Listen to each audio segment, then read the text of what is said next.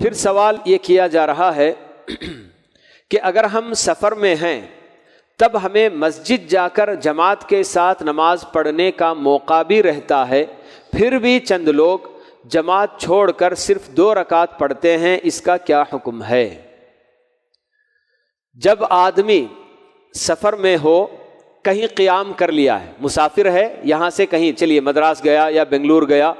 2 دن کا اس کا وہاں قیام ہے، تو جب وہ قیام کر چکا ہے تو ایسے میں جب اگر قیام گاہ کے قریب جہاں وہ ٹھہرا ہوا ہے، قیام کیا ہوا ہے، اس کے قریب اگر مسجد ہے تو مسجد ہی میں جا کر باجماعت نماز ادا کرنا چاہیے۔ لیکن اگر مسجد دور ہے، جانے آنے میں اس کو کافی دقت اور مشقت ہوتی ہے،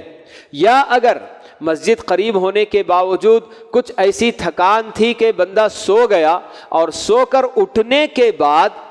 اب وہ نماز اگر پڑھے گا تو مسافر ہونے کی وجہ سے 2 رکعت پڑھے، کوئی حرج کی بات نہیں ہے۔ مگر مسافر بھی قصر ہی کرنا یہ ضروری نہیں ہے، قصر کے علاوہ بھی اگر وہ پوری نماز بھی پڑھنا چاہے مسافر بالکل پڑھ سکتا ہے۔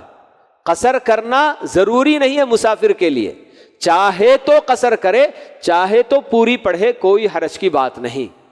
بہرحال فائدہ اٹھا سکتا ہے، اللہ تعالیٰ نے رخصت دی ہے، 2 رکعت پڑھ سکتا ہے 4 رکعت والی نمازوں کو۔